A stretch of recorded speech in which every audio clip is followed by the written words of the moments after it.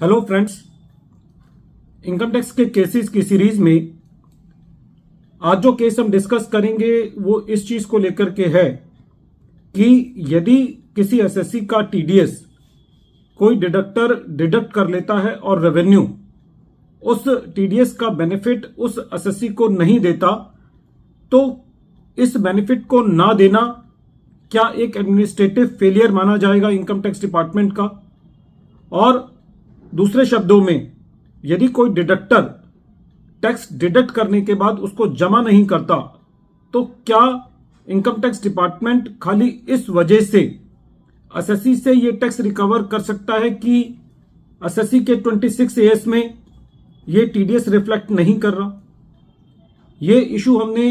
पहले भी कुछ वीडियोस में डिस्कस किया है। इसको बार बार डिस्कस करने का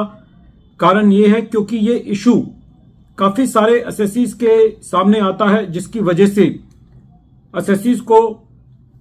टैक्स इंटरेस्ट और कई बार इनकम टैक्स डिपार्टमेंट उनसे पेनल्टी भी जो है वो लेट डिपॉजिट ऑफ टैक्स की ले लेता है। ये केस उड़ीसा हाईकोर्ट ने अपने एक केस मलय कर versus union of India and others में डिसाइड की और ये केस 472 आईटीआर पेज नंबर 714 पर रिपोर्ट हुआ और इस केस का जजमेंट 3 मई 2024 को आया। प्रेजेंट केस के अंदर एसएससी एक सैलरीड एम्प्लॉय है। एसएससी का टीडीएस उसके एम्प्लॉयर ने डिडक्ट किया और वो टीडीएस एम्प्लॉयर ने जमा नहीं किया और अपनी टीडीएस की रिटर्न जमा नहीं की, जिसकी वजह से एसएससी को उस टीडीएस का बेनिफिट नहीं दिया गया और एसएससी से उस टैक्स की डिमांड की गई और एसएससी के ऊपर सेक्शन 234B, सेक्शन 234C का इंटरेस्ट एसएससी से डिमांड किया गया। ये मैटर असेसमेंट ईयर 13-14 का है और उड़ीसा हाईकोर्ट ने इस मैटर को 3 मई 2024 को डिसाइड किया। तो पहली बात तो ये देखनी है कि एक एसएससी को अपने टीडीएस का बेनिफिट लेने के लिए करीबन 10 साल इनकम टैक्स के लिटिगेशन के अंदर अपना समय और अपनी एनर्जी को जायर करना पड़ा। जब रेवेन्यू ने एसएससी को उस टीडीएस का बेनिफिट नहीं दिया और उससे टैक्स और इंटरेस्ट दोनों वसूल कर लिया और जब ये मैटर उड़ीसा हाईकोर्ट के पास पहुंचा तो उड़ीसा हाईकोर्ट ने इनकम टैक्स एक्ट के सेक्शन 205, जो कि ये कहता है कि यदि किसी एसएससी का टीडीएस डिडक्ट हो गया है तो रेवेन्यू के पास ये पावर नहीं है कि वो टैक्स अब जिसका टीडीएस डिडक्ट हुआ है उससे वो डायरेक्टली रिकवर कर ले। इसी संदर्भ में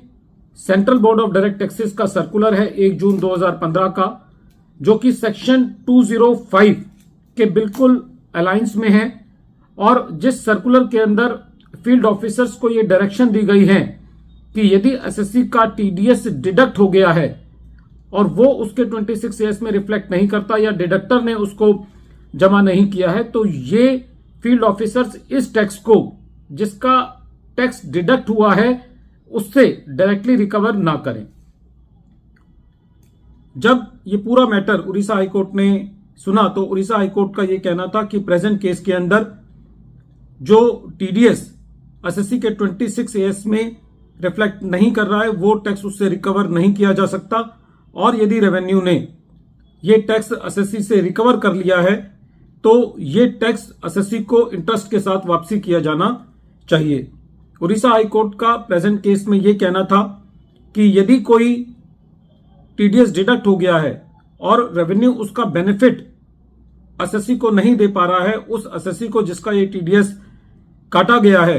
तो ये एक जर्नल गवर्नेंस का फेलियर माना जाएगा और ये एक एडमिनिस्ट्रेटिव फेयरनेस को शो नहीं करता। उड़ीसा हाईकोर्ट का यह भी कहना था कि ये सुप्रीम कोर्ट का एक सेटल्ड प्रोपोजिशन है कि यदि कोई रेवेन्यू को कोई पावर दी गई है किसी काम को किसी तरीके से करने के लिए, तो वो काम उसी तरीके से किया जाना चाहिए। यदि वो काम उस तरीके से नहीं किया जाता तो चाहे वो काम ना किया जाए, लेकिन उस काम को किसी और दूसरे तरीके से नहीं किया जा सकता। सुप्रीम कोर्ट का उस जजमेंट में यह कहना था कि जब किसी काम को करने का कोई एक मेथड स्पेसिफाइड है तो बाकी उस काम को करने के दूसरे मेथड्स जो है वो ऑटोमेटिकली मना हो जाते हैं, फॉरबिडन हो जाते हैं, क्योंकि प्रेजेंट केस के अंदर सेक्शन 205 में स्पेसिफिकली ये लिखा है कि यदि किसी का टीडीएस कट गया है और वो उसके 26 ईयर्स में नहीं आ रहा, तो जिसका टीडीएस कटा है उससे ये टैक्स अब दोबारे रिकवर नहीं किया जा सकता। तो प्रेजेंट केस के अंदर उड़ीसा हाई कोर्ट ने एसएससी के फेवर में फैसला दिया, लेकिन ये एक दुखद बात है एक एसएससी के लिए कि उसको अपने टीडीएस का बेनिफिट लेने के लिए 10-10 साल तक एक इनकम टैक्स की लिटिगेशन के अंदर अपना समय और पैसा जाहिर करना पड़ता है। वीडियो के अंत में एक बार फिर मैं केस का नाम रिपीट कर रहा हूं। केस का नाम है मलय कर versus union of India and others, और ये केस 472 ITR पेज नंबर 714 पर रिपोर्ट हुआ और इस केस का जजमेंट 3 मई 2024 को आया। Thank you friends.